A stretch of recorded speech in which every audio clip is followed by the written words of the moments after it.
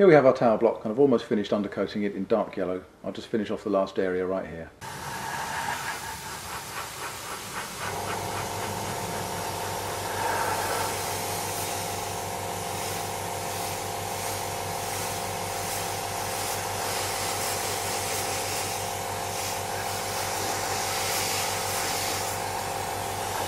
Now that we've established a desert yellow base colour, I'm going to add some white paint to make a much lighter mix. I'm going to thin that back down with some Tamiya acrylic thinners. I'm going to work into the centre of these panels here, leave some darker colour around the frames of these shuttered windows.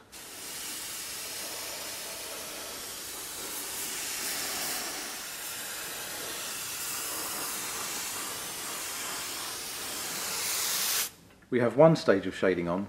Now I'm going to further lighten this sand with some more white to apply an even higher key level of shading. Thinned again. I'm going to apply this in a slightly more restricted area of the model just to make several levels of shaded appearance, because this building is supposedly one that stood out in the sun for a long time and the colours have faded, it's become dusty and quite beaten up. So reload the airbrush and back onto the model. I'm going to lean it back so I can see what I'm doing.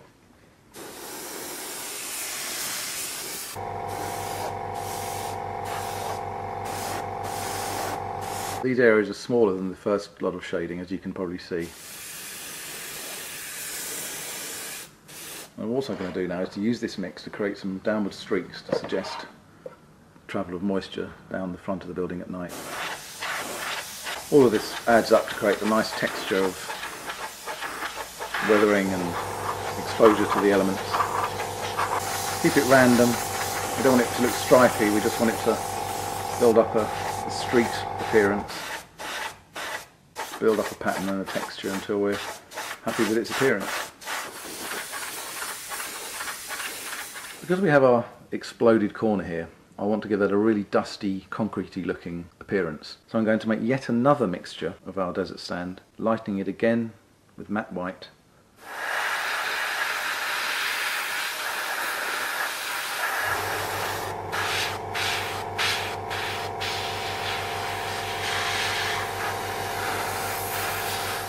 Because of where the shell from the tank hit and we have this radiating pattern of damage, I'm going to do the same thing with the paint in the airbrush, radiating out from that corner to further suggest that this is where the path of the dust would have travelled.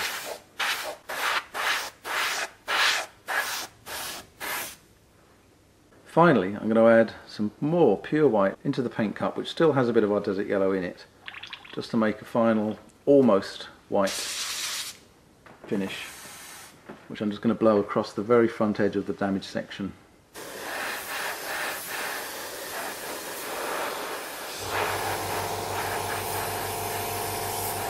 And that'll do. We have the base colours on our building, it's all shaded and looking nice and dusty.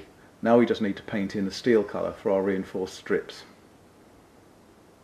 I'm using a dark brown, one of my favourite shades again, this German camouflage brown from Vallejo. Mid-sized brush.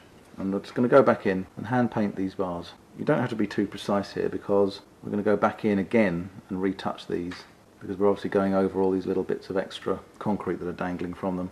The brown obviously isn't a metallic shade, but it does give a good foundation for a well-weathered steel finish. We don't really want the steel to look metallic anyway, because it doesn't really look that way in reality. It'll have a fine coating of oxide over it.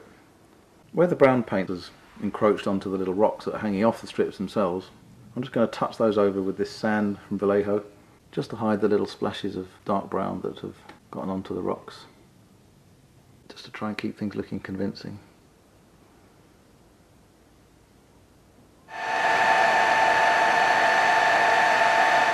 I love to use MIG pigments, and I'm going to use them again here to create a concrete dust effect over our shattered corner of our building. I'm going to use light dust, PO27, make a little paste up again, tap some in there. Humbrol's enamel thinners are absolutely perfect for this particular application. Mix that round really well, break that powder down into the thinners. It looks green here, it does look odd, but it dries to a pale, very pale, dusty finish. And then up onto the model with our paste. I'm just going to work this over the whole area, including the bars themselves. And the green effect really shows up here, but it does disappear for some reason. Work that all around underneath as well, making sure everything is covered with our dusty pigments over the corner of the damage, all the way down here. Try and keep this radiating pattern again, because that is the direction of the physical damage. and every little bit helps to suggest that that's actually been hit in a very specific location. It doesn't matter if you put loads on, because you can always remove it when it's dry with a soft brush. The whole building could actually use an application of a thinner version of this paste, but just for our battle damaged corner I'll just work on this for the minute just to show you the effect that will develop. It's time to dry off with our old friend the hairdryer.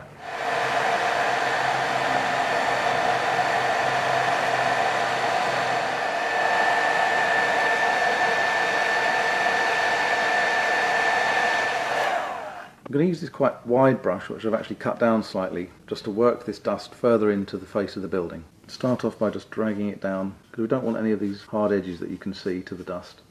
Work it around. Remove a bit from our steel strips, because we don't want them to be completely caked in the stuff. Don't want to go too far with this, because we don't want to remove all the dust, but we're just moving it around a little bit on the surface of the model.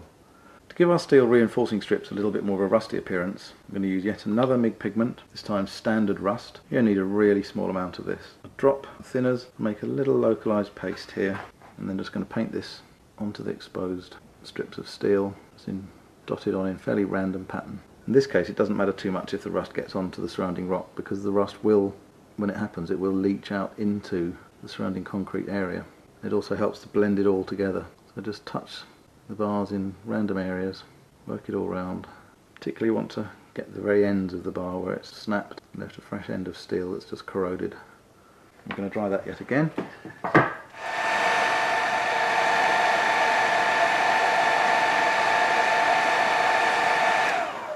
And once again we'll use this big soft brush just to slightly blend that, make it look less harsh. We have an orangey hue in there that suggests that there is some rust without it being too over the top.